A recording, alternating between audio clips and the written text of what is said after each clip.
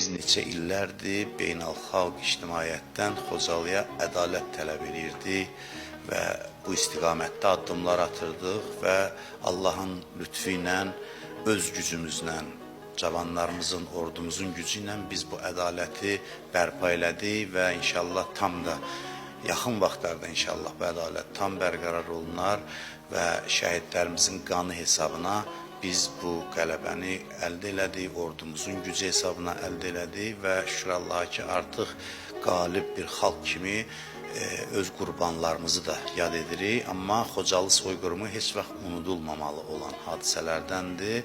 Gərək bizim tarixi yaddaşımızda həmişə qalsın.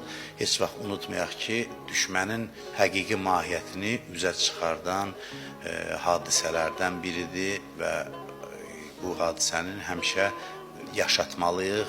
Bu hadisə üzərindən də həmişə dünyadan ədalət tələb eləməliyik. Çünki dünya mənfəət üzərində qurulub və ədaləti gərək öz gücündən, öz əzmkarlığından nümayiş etdirəsən. Allahdan Xocalıda soyqırıma məruz qalmış insanlarımız üçün, həmvətənlərimiz üçün rəhmət diləyirəm.